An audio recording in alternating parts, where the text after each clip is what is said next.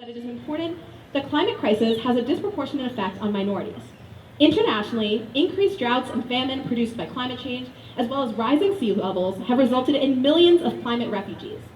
Over the last 30 years alone, rising sea levels have increased the number of those at risk from 160 to 260 million.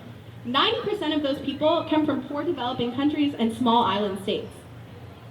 The people feeling the effects of climate change are those who contribute to the problem the least. The world's wealthiest 5%, also known as the polluter elite, were responsible for 37% of emission growth between 1990 to 2015. And yet, we hardly see any action on their behalf.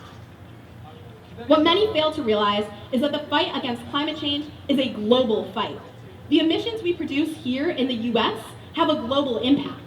The 6.6 billion metric tons of greenhouse gases we produce a year have a global impact. Yet to me, it is felt that many of our legislators have pushed the necessity of climate action now. The rhetoric largely sounds like, well, the world's oil supply will run out by 2060. Let's deal with it in 2060. Let me be clear. This is not how we or our legislators should be approaching this issue. The emissions we are producing now are currently destroying lives. We must act now.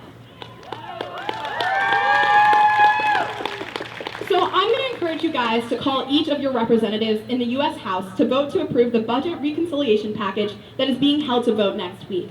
This piece of legislation would allow for huge reductions in greenhouse gases, specifically through the Clean Electricity Performance Program, that would switch us over to renewable energy sources. While this might not solve all our problems regarding climate change, it is a step in the right direction. A step that you can encourage to get passed by making a simple call to your representatives. I made my calls today, and you should too, because we are in this fight together. Thank you so much, everyone.